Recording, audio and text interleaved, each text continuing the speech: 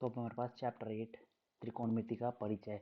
तो हमारे पास त्रिकोणमिति, सबसे पहले तो हमें त्रिकोणमिति होती क्या है हमारे पास।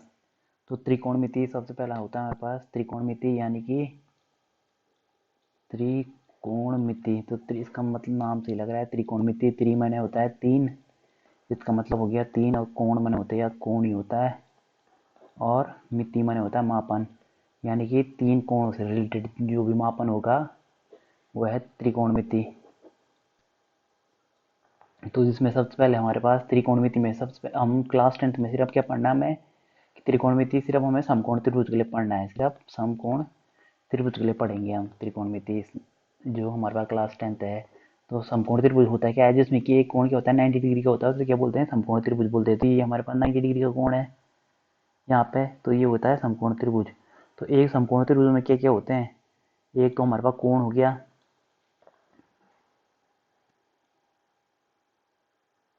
एक तो कोण हो गया हमारे पास, ये एक तो हमारे पास 90 डिग्री का कोण होता ही होता है समकोण त्रिभुज में, उसी को समकोण त्रिभुज बोलते हैं। और इसमें और क्या क्या होता है,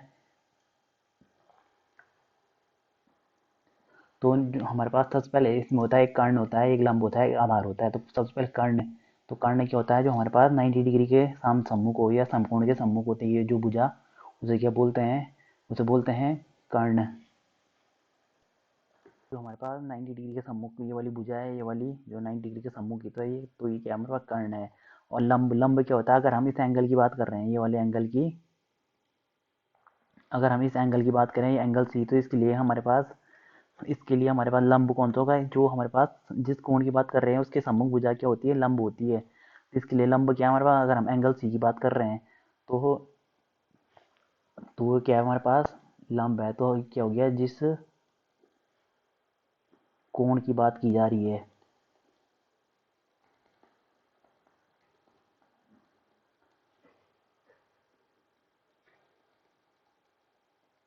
जिस कोण की बात हो रही है उसके सम्मुख,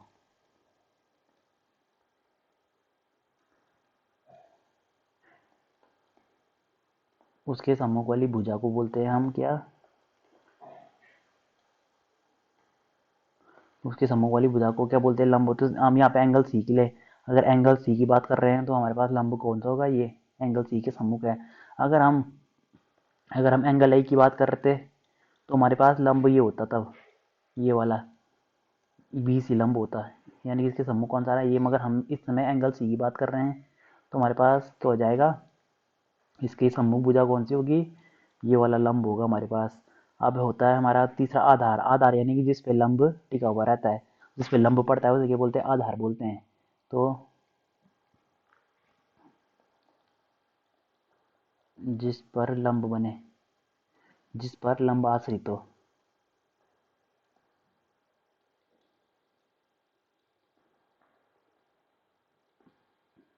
उसे आधार बोलते हैं। जिस पर लंब पड़ता है उस भुजा को।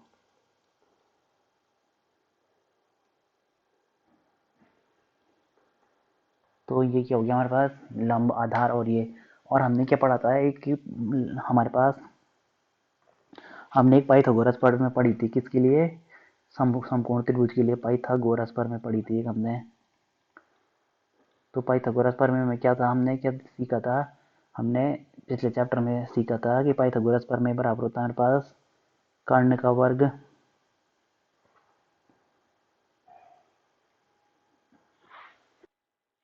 तो हमने क्या पढ़ा था कि कर्ण का वर्ग है, जो कर्ण कौन सा है हमारे पास, ये वाली भुजा का वर्ग अन्य दो भुजाओं के वर्ग के बराबर होगा, यानी कि वर्ग लंब के वर्ग के योग के और आधार के वर्ग के योग, मतलब अन्य दो भुजाओं के वर्ग के योग के बराबर, यानी कि लंब का वर्ग और आधार का वर्ग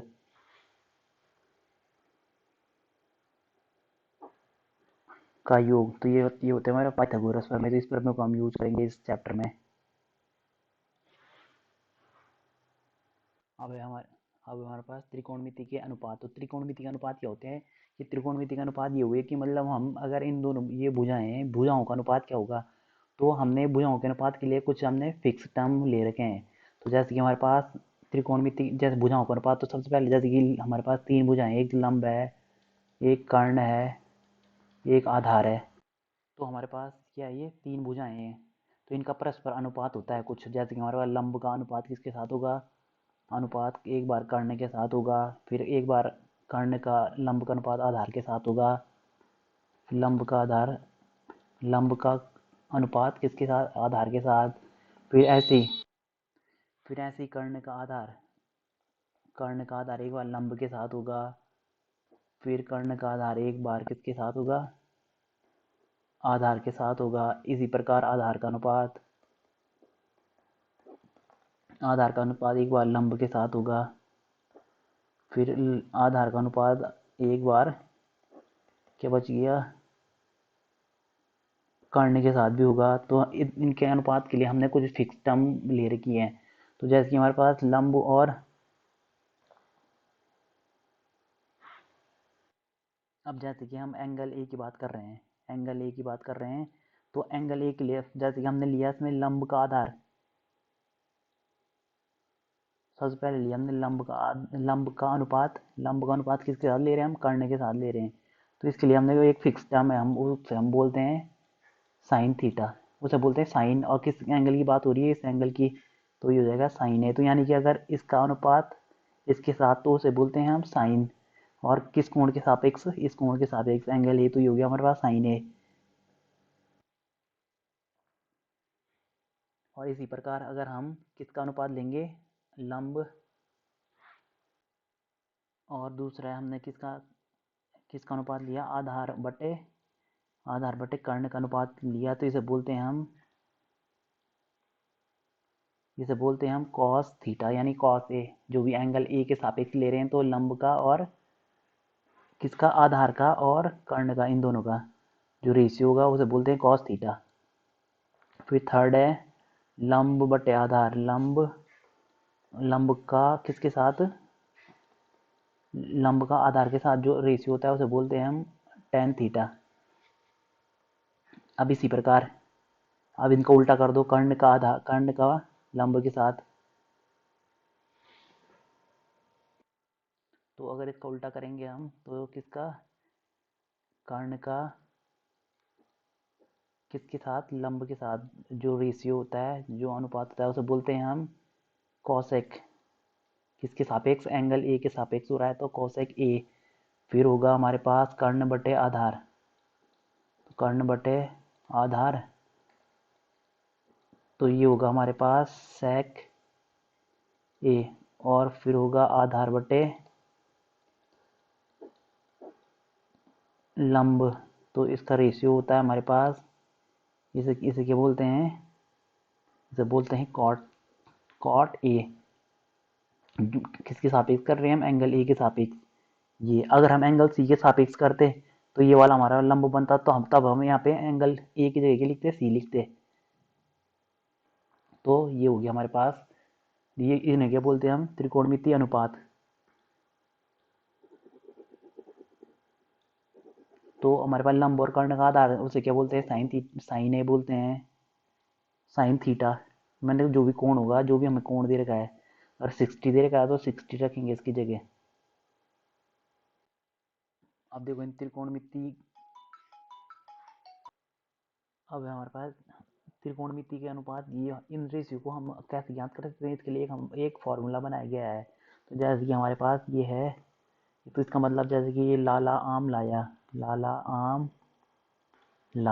तो एल से लाया, इस ये हो गया कच्चे कच्चे आम, तो कच्चे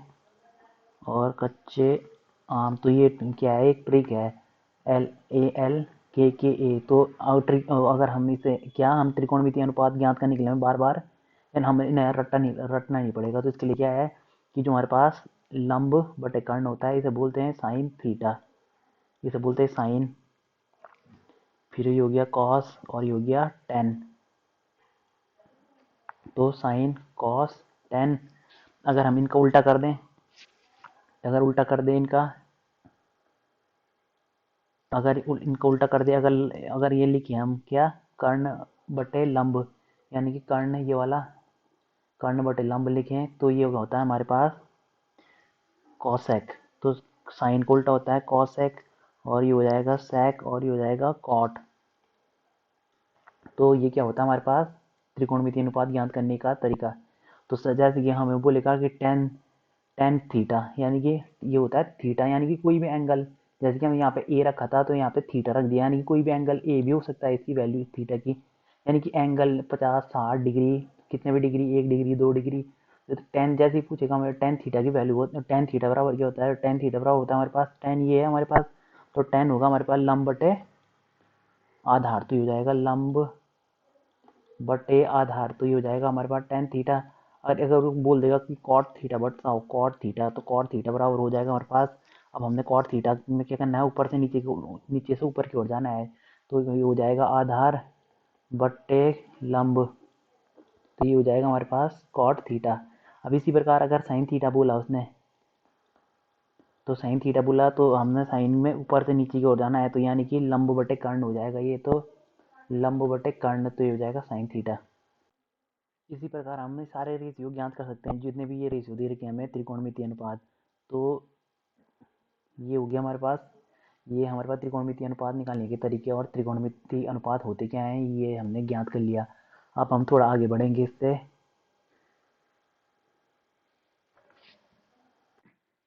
अब इसके लिए हम त्रिकोणमितीय अनुपात देखेंगे, तो जैसे कि हमारे पास क्या होता है,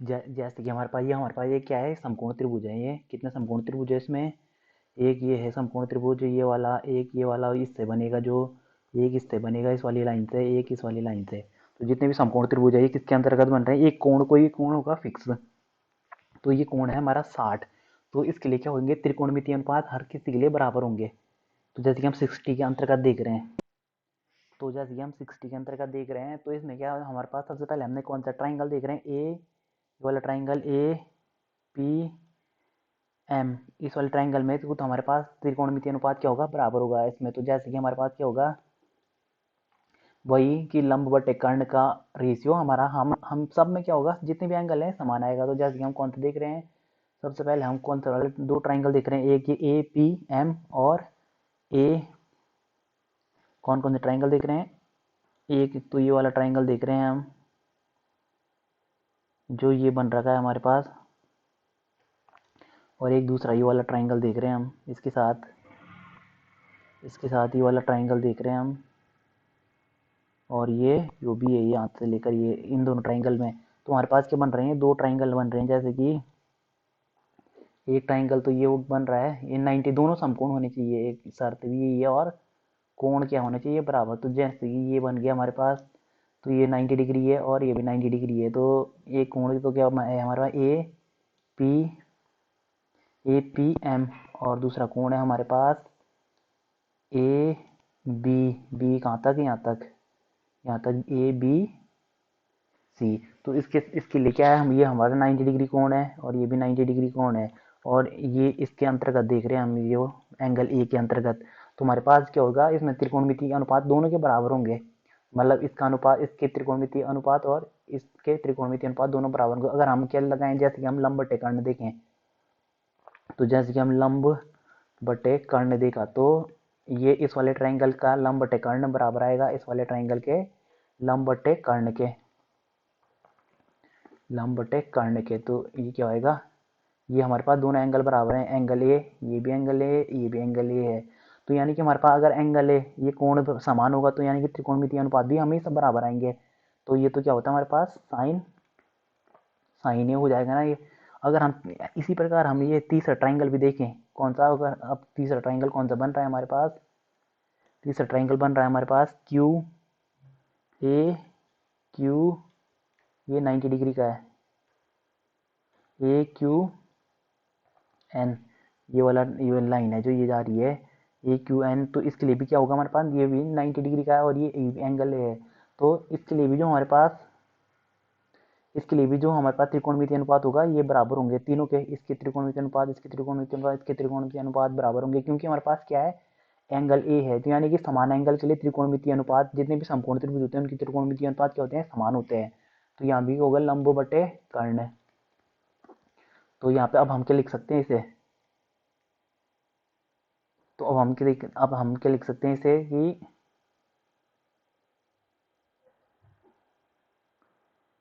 अभी अब ये सी एस फिगर में देखो, ये वाले इस वाले आइकन में, इस वाले मतलब इस वाले फिगर में। तो सबसे सबसे पहले हम कौन से ये तो हो गया हमारे पास लंब, ये हो गया हमारे पास कर्ण, और ये होगा हमारे पास आधार। और लंब कौन सा और लंब कौन सा होता है, जो जिस एंगल की बात कर रहे हैं हम 60 डिग्री की बात कर रहे हैं, तो ये हो जाएगा हमारे पास लंब। तो हमारे पास त्रिकोणमितीय अनुपात, सबसे पहले हमने देखा कर्ण, हमने देखा लंब का आधार किसके साथ। तो सबसे पहले हम ट्राइंगल किसकी बात कर रहे हैं, ट्राइंगल ए पी एम की बात कर रहे हैं, ए पी एम की। तो इसमें क्या है, ट्राइंगल ए पी एम में क्या है हमारे पास लंब। तो लंब क्या है इसमें हमारे पास पी बी पी ए। अरे यार क्या क्या देखना चाह रहे हैं, हम देखना चाह रहे हैं लंब बटे कर्ण। तो लंब कितना हमारे पास, लंब है हमारे पास पी एम, और कर्ण कितना है पी ए। तो ये तो गया हमारे पास इस वाले का रेशियो। और अब हम दूसरा रेशियो कौन सा देखना चाह रहे हैं, हम देखना चाह रहे हैं ट्राइंगल ए सी, ये वाला सी और बी, इस वाले ट्राइंगल में। तो इसमें भी लंब और कर्ण का आधार क्या होगा, लंब और कर्ण का आधार बराबर ही होगा दोनों का। तो क्योंकि हम 60 डिग्री के अंतर्गत देख रहे हैं, तो लंब का आधार, तो लंब लंब क्या हमारे पास में, लंब है हमारे पास बी एम बी, अरे कौन ना बी एम नहीं, लंब है हमारे पास सी बी अपॉन क्या होगा, सी बी अपॉन लंब बटे कर्ण, तो सी बी अपॉन सी ए बराबर होगा। इसी प्रकार हमारे पास अगर ये ट्राइंगल है, ये वाला ट्राइंगल भी लें, तो इसका भी त्रिकोणमितीय अनुपात बराबर होंगे। तो ये लंब लंब क्या है इसके लिए हमारे पास है क्यू एन अपॉन लंब बटे कर्ण। तो कर्ण क्या है हमारे पास ए क्यू, ये भी बराबर होगा, या क्यू ए कुछ भी लिख सकते हैं इसे, बराबर चौथा त्रिभुज भी, जो हमारे पास चौथा समकोण त्रिभुज है, ये 90 डिग्री का कोण है, तो चौथा इसमें लंब क्या हो गया आर एम अपॉन कर्ण क्या हो गया आर ए। तो ये क्या होगा, हमेशा बराबर होंगे। तो इसी प्रकार हम चलते जाएं, इसके बाद हम अगला ट्राइंगल भी बनाएंगे इसमें, अगर तो उसका रेशियो भी फिर बराबर होगा। फिर अगला ट्राइंगल बनाएंगे तो उसका रेशियो भी बराबर होगा। तो हम इससे क्या समझे कि हमारे पास फिक्स जो हमारे पास क्या होता है, ये कोण होता है समकोण त्रिभुज में, जिस कोण की बात कर रहे हैं तो उसके लिए जितने भी कोण बनेंगे, अब इसके बाद जितने भी त्रिभुज बनेंगे, लंबाई ये जितने भी समकोण त्रिभुज बनेंगे, उनका क्या त्रिकोणमितीय अनुपात हमेशा बराबर होता है। ये तो हमारे पास लंब बटे कर्ण था, इसके बाद हम कर्ण बटे आधार भी करें या फिर और कुछ भी करें, तो सारे रेशियो समान होते हैं। तो हम क्या कह सकते हैं कि हम इसमें कह सकते हैं कि यदि कोण समान हो, तो ये लिख रखा है ना कि यदि कोण समान होते हैं, यानी कोण समान किसकी बात कर रहा है, ये कोण समान है। जैसे कि दो त्रिभुज हो गए, तो इसमें हमारे पास ये कोण समान है, माना ये 60 है और ये भी 60 हो गया, या 30 या थीटा कुछ भी ले लो, सेम कोण। ये 30 ले लिया आपकी बार हमने, और ये 30 और है ये क्या समकोण, तो समकोण है। तो हमारे पास क्या होता है, यदि कोण समान रहता है तो त्रिकोणमितीय अनुपातों के मान में त्रिभुजों की भुजाओं की लंबाई के साथ कोई परिवर्तन नहीं होता है। तो यही बोला है कि त्रिकोणमितीय अनुपात समान होते हैं अगर हमारे पास क्या हो, एंगल समान हो। तो ये 30 एंगल था, तो इसलिए त्रिकोणमितीय अनुपात वही लंब बटे कर्ण, कर्ण बटे आधार, दोनों त्रिभुज के लिए सेम आएंगे। तो इसे हम क्या बोलते हैं, त्रिकोणमितीय आधार, वो त्रिकोणमितीय अनुपात। तो अब हम ये कर रहे थे, तो इसी प्रकार हमने किया था कि हमने तीन त्रिभुज के ले लिया, तो हमने क्या लिया था, ये लंब बटे कर्ण। तो लंब बटे कर्ण क्या होता है हमारे पास साइन, साइन किसकी बात कर रहे थे हम, ए की। तो साइन ए, एंगल क्या है हमारे पास ए, तो साइन ए, तो साइन ए इक्वल टू हर किसी के लिए सेम होगा। देखो ये पहले वाले ट्राइंगल के लिए है, ये दूसरे वाले ट्राइंगल के लिए, तीसरे वाले, तो सबके लिए क्या होता है, साइन की वैल्यू क्या होगी, यानी कि हमारे पास क्या हो गया, जो हमारे पास समान त्रिभुज के लिए त्रिकोणमितीय अनुपात क्या होते हैं, बराबर होते हैं। सभी समकोण त्रिभुजों में समान त्रिभुजों के लिए त्रिकोणमितीय अनुपात बराबर होंगे। तो ये हो गया हमारे पास साइन ए। अगर हम कॉस की बात करते हैं, तो कॉस हमारे पास क्या होता है, ये अगर कॉस की बात करते हैं हम, तो कॉस की बात करते हैं मतलब आधार बटे कर्ण। तो आधार बटे कर्ण भी हमेशा सेम आएगा सारे त्रिभुजों के लिए। तो आधार बटे कर्ण, तो आधार बटे कर्ण यानी कि सबके लिए अब सेम आएगा आधार बटे कर्ण। तो इसका आधार क्या है, एम बी अपॉन कर्ण क्या है हमारे पास, पी ए बराबर आएगा हमारे पास। इसी प्रकार ये दूसरे आधार, आधार क्या है इसका, एम, अरे यार एम भी नहीं होगा ना, ये तो होगा ए एम, एम ए फिर होगा आधार क्या है इसका, आधार बटे कर्ण, तो होगा हमारे पास ए सी। तो ये हमारे पास क्या होगा, कॉस, यानी कि दोनों त्रिभुजों का क्या आएगा, जो त्रिकोणमितीय अनुपात, जो भी लंब का आधार बटे कर्ण का अनुपात हमेशा सेम आएगा। इसी प्रकार tan का भी सेम आएगा, कॉट का भी, जितना भी होगा। तो मतलब हमें सिर्फ ये देखना है, हमें ये वाला एंगल कि ये सेम है सारे त्रिभुजों के लिए, और समकोण त्रिभुज है तो सारे रेशियो सेम आएंगे।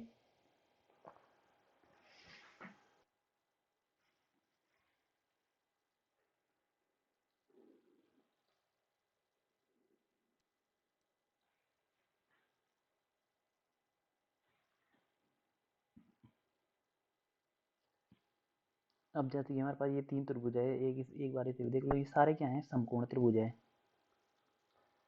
अब हमारे पास ये वाला एंगल थीटा है, थीटा यानी इसे थीटा बोलते हैं, जो इस प्रकार होता है, जीरो बनाया और इसे यूं कर दिया तो थीटा, तो ये हो गया थीटा।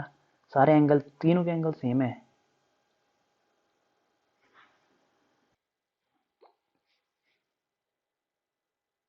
जैसे कि 3 ट्राइंगल है हमारे पास, ये हो गया हमारे पास ये संख्या मान लिया हमने ए बी सी, इसे मान लिया डी ई एफ, इसे मान लिया हमने जी एच आई। और इसमें क्या है हमारे पास, जो तीन, किस एंगल की बात हो रही है, इस वाले एंगल की बात हो रही है। ये तीनों एंगल क्या है, इसमें सेम है, यानी कि थीटा थीटा थीटा, सारे सारे थीटा है, तो यानी सारे एंगल बराबर हैं। तो अगर अब इसमें त्रिकोणमितीय अनुपात निकालेंगे, तो सबसे पहले तो हमारे पास कर्ण को लंब तो हो गया ये, और कर्ण होगा ये, और बाकी जिस पर लंब बनता है वो उसे आधार बोलते हैं।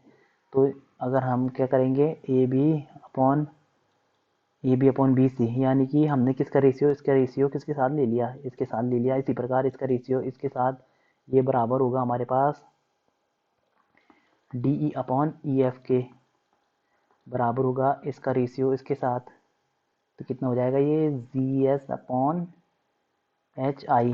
तो ये हमारे तो तीनों एंगलों, तीनों त्रिभुजों का ये रेशियो सेम होगा, जैसे कि हमारे पास समरूप त्रिभुज में होता था। एक ये समरूप त्रिभुज है, ये भी थीटा है, ये भी थीटा है, ये थीटा और ये थीटा, और ये भी 90 डिग्री का कोण, ये भी 90 डिग्री का कोण, यानी कि हमारे पास हमारे पास कौन सी सर्वांग समता लग रही है, कोण कोण वाली, एंगल एंगल वाली। तो उसी प्रकार ये बन रहे हैं कि इनके रेशियो हमेशा समान होंगे। और ये रेशियो क्या होता है हमारे पास, लंब बटे कर्ण, लंब बटे आधार का रेशियो होता है हमारे पास क्या, टेन। तो यानी कि सबके लिए टेन थीटा की वैल्यू फिक्स है, सबके लिए एक ही, मतलब टेन थीटा के रेशियो सबके लिए सेम है, टेन थीटा बराबर मतलब सबके लिए सेम आएगा लंब और आधार का रेशियो। तो ये हो गया। इसी प्रकार हम अब कुछ भी दूसरा, दो एंगल, दो दो भुजाएं कोई भी पकड़ लो, तो अब क्या हमने क्या पकड़ लिया, ये पकड़ लिया, इसके साथ ये, इसके साथ ये ले लिया।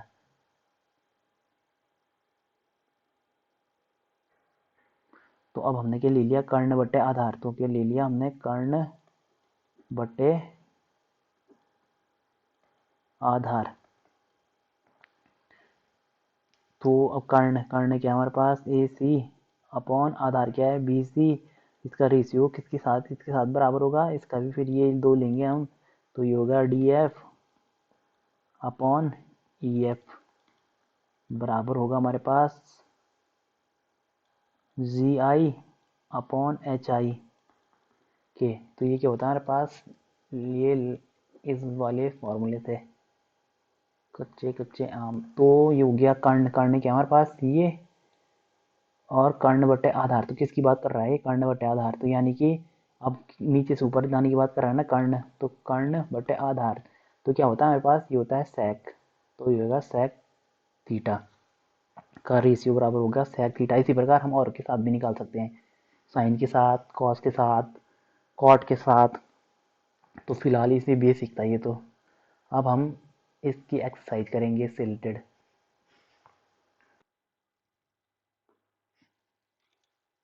तो ये निष्कर्ष है हमारे पास, जो पूरे जितना भी हमने अभी तक किया उसका निष्कर्ष यही है कि कोण समान होना चाहिए, तो त्रिकोणमितीय अनुपात संपूर्ण त्रिभुज के लिए बराबर होते हैं। जितने भी आएंगे, जितने जितने ट्राइंगल बनते जाएंगे इसके बाद 90 डिग्री वाले संपूर्ण त्रिभुज,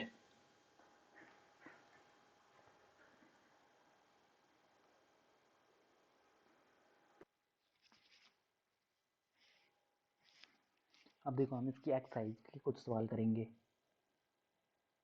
तो सबसे पहले हमारे पास क्या है, जैसे कि हमने सबसे पहले ले लिया ये वाला सवाल दे रखा है इसने हमें, इसका पहला खंड है। तो क्या बोल रहा है कि ABC कोई ट्राइंगल है, तो ABC एक ट्राइंगल है जिसका बी समकोण है। तो कैसा ट्राइंगल है, समकोण।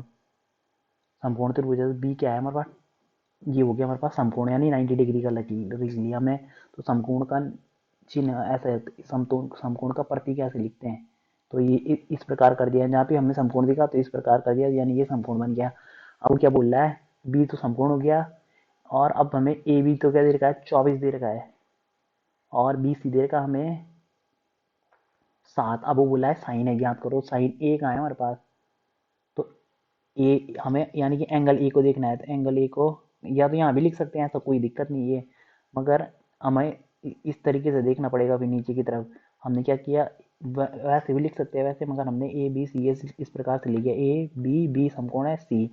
तो अब क्या क्या बोल रहा है, वो बोल रहा है कि हमारे पास ए बी तो है हमारे पास 24, और बी सी है हमारे पास 7। तो अब वो क्या बोल रहा है कि साइन है ज्ञात करो। तो सबसे पहले हमारे पास कर्ण निकालना पड़ेगा। हमें पता है कि साइन बराबर क्या होता है, लंब बटे कर्ण। साइन ए बराबर क्या होगा, जो साइन थीटा बराबर क्या होगा, लंब बटे कर्ण। तो ये होता है लंब बटे कर्ण, किस फॉर्मूले से, इसी फॉर्मूले से जो हमने, जो ट्रिक थी हमने याद करने की। तो लंब बटे कर्ण, तो ये हो गया हमारे पास लंब बटे कर्ण। तो साइन थीटा बराबर तो हमारे पास लंब बटे कर्ण होता है, मगर हमारे पास क्या नहीं है, हमारे पास कर्ण नहीं है। तो कर्ण की वैल्यू कैसे ज्ञात कर सकते हैं, हमें पता है कि कर्ण की वैल्यू क्या होती है। तो हमें पाइथागोरस का प्रमेय, पाइथागोरस प्रमेय यूज करेंगे हम सबसे पहले इसमें। तो पाइथागोरस प्रमेय से, तो पाइथागोरस प्रमेय क्या होती है, हमें पता है कि कर्ण का वर्ग बराबर क्या होता है, अन्य दो भुजाओं के वर्ग के योग के बराबर होता है। तो यानी कि होगा लंब का वर्ग प्लस आधार का वर्ग। तो हमारे पास कर्ण कौन सा होगा, कर्ण तो वो होता है ना, कौन सा, जो 90 डिग्री के सम्मुख होती है। तो कर्ण ये हो गया कर्ण, और ये हो गया लंब, जो जिस एंगल ए की बात कर रहे थे हम। तो एंगल ए के सम्मुख कौन सी भुजा है, ये वाली, ये सी भी भुजा, इसके सम्मुख ये वाली। तो ये हो गया हमारे पास लंब। तो अब हमने कर्ण निकालना है, तो कर्ण का वर्ग बराबर क्या हो जाएगा हमारे पास, ये कितना है, लंब लंब कितना हमारे पास, ये हो गया 7, और प्लस आधार कितना हमारे पास 24 का वर्ग। तो ये हो जाएगा हमारे पास 7 7 49, और ये हो जाएगा 576।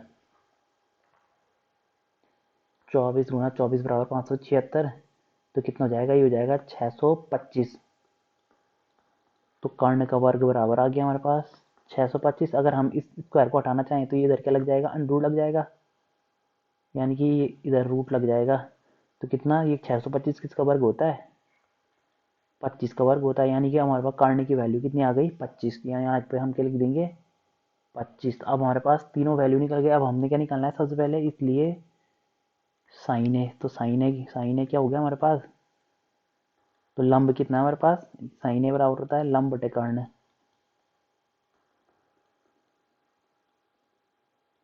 तो लंब बटे कर्ण होता है, तो लंब कितना है हमारे पास 7, और कर्ण कितना है 25। और इसी प्रकार कॉस ए, तो कॉस हमारे पास लाला आम लाया, आधार बटे कर्ण, ये होता है हमारे पास आधार बटे कर्ण। तो आधार कितना हो गया हमारे पास, आधार हो गया हमारे पास 24 बटे कर्ण कितना हो गया हमारे पास 25। तो यही निकालना था हमें, आधार बटे कर्ण। तो यानी कि कॉस की वैल्यू और साइन की वैल्यू निकालनी थी, साइन ए की। तो ये हो गया। अगर इसी सवाल में अगर हमसे कब माना ये पूछ देता हो कि हमारे पास क्या निकालो, साइन सी निकालो, अगर साइन सी निकालो, अगर साइन सी पूछता तो तब हमारे पास ये वाली वैल्यू नहीं आनी थी, तो हमने साइन सी लेते। जैसे हमें साइन सी देता तो यानी कि हमने इस वाले एंगल की बात कर रहे थे हम, तो हमने लंब किसे लेना था, इसे लेना था तब। तो तब होना था लंब, तो लंब हो गया 24, और लंब बटे कर्ण। तो कर्ण तो अब भी हमें 25 ही रहना था, तो लंब बटे कर्ण तब 25 होना था, मगर उसने हमें साइन सी नहीं पूछ रखा, उसने साइन ए पूछ रखा। तो ये हमें इस एंगल का विशेष ध्यान रखना है कि हमें पूछ कौन सा एंगल रहा है। हमें ये वाला हमें ये वाला एंगल पूछा था, तो इसलिए हमने इसको लिया लंब, इस वाली भुजा को।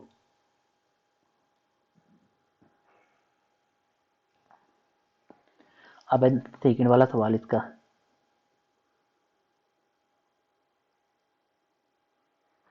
तो अब ये वाला सवाल है हमारे पास, पूछ दिया, अब इसने पूछ दिया साइन सी कॉस सी।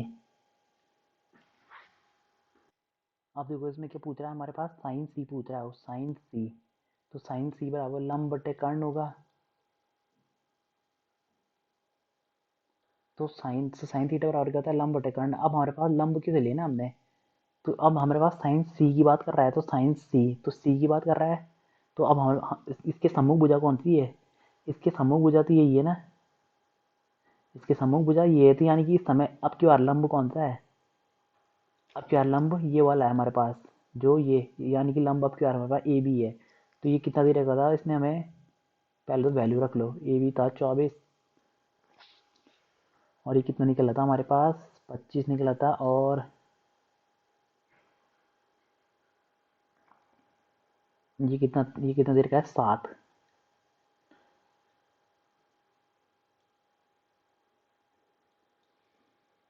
तो अब क्यू आर देखो, अब किस कौन से एंगल की बात कर रहा है वो, ये वाले एंगल की बात कर रहा है, एंगल सी। तो अब हमारे पास लंब तो ये हो गया लंब, और कर्ण तो वही रहेगा, कर्ण हमेशा क्या होता है, 90 डिग्री के सम्मुख कोण होता है, 90 डिग्री के सम्मुख भुजा होती है जो हमारे पास कर्ण होता है। तो कर्ण क्या है हमारे पास, ए सी, तो 25 हो जाएगा। तो हमारे पास लंब तो हो गया हमारे पास 24, और कर्ण कितना हो गया 25। तो ये साइन सी बराबर ये आ गया। अब कॉस सी, अब कॉस सी की बात कर रहा है, तो कॉस क्या होता है हमारे पास, कॉस बराबर, तो कॉस बराबर होता है हमारे पास आधार बटे कर्ण।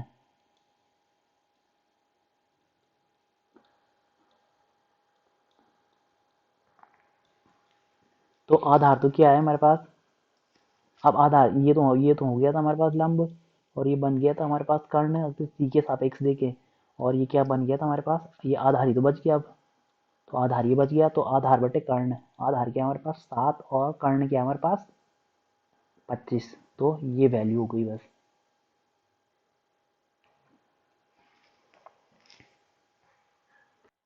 तो ये हो गया, हमें इन सवाल में क्या करना है, हमें जो एंगल दे रखा है उसकी सापेक्ष लिखना है, बस विशेष ध्यान ये रखना है कि कौन सा एंगल पूछ रहा है, और हमें कौन सा लंब मानना है, उसे कौन सा कर्ण मान रहा है। अगर हम गलत मानेंगे तो हमारे गलत आंसर आएंगे।